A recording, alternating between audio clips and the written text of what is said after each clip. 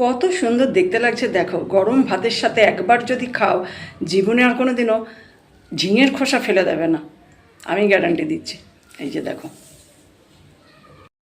ঝিঙে যখন রান্না করি আমি কিন্তু খোসাগুলো ফেলে দিই না। হ্যাঁ, সব দিন হয়তো করি না, কিন্তু মাঝে মাঝে আমি এই রান্নাটা করি। এই যে ঝিঙেগুলো নিয়েছি, এবার খোসাগুলো কেটে নেব।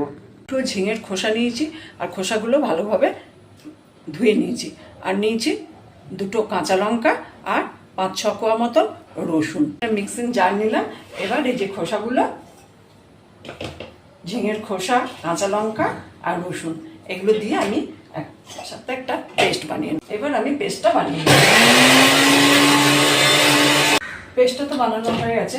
পেস্টটা আমি এবার এই যে এরকমভাবে বানিয়েছি। আমি এখানে একটা কড়াই বসিয়ে দিয়েছি আর কড়াই দিয়ে দিলাম সর্ষের তেল। খুব বেশি তেলের দরকার নেই, 2 চামচ সর্ষের তেল দিলাম। তেলটা গরম হয়ে গেছে। এবার দিয়ে দিচ্ছি 1/2 চামচ কালো জিরে, একটা কাঁচা লঙ্কা দিয়ে একটু ভেজে নিই। আর দিয়ে দিচ্ছি একটা কাঁচা লঙ্কা দিয়ে একটু ভেজে নিই।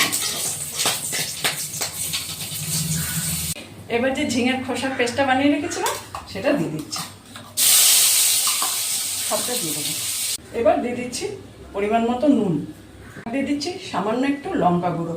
ঝালটা আপনারা বুঝে দেবেন, কে কীরকম ঝাল খান সেই অনুযায়ী, কারণ একবার তো কাঁচা লঙ্কা বেটেছিলাম, তাই বেশি আর দিলাম না, সামান্য একটু দিই। এরপর এটা ভালোভাবে নাড়তে হবে, একদম শুকনো শুকনো হয়ে যাবে নাড়তে নাড়তে। কিন্তু নাড়তে নাড়তে একদম শুকনো শুকনো হয়ে যাবে। এই যে যতটা শুকনো হয়েছে আরও একটু শুকনো, এই যে ঠিক এরকম শুকনো হয়ে যাবে। এরপর গ্যাসটা অফ করে দেখাচ্ছি। এই রেসিপি একবার না খেলে তো বোঝাই যাবে না যে এর কি স্বাদ।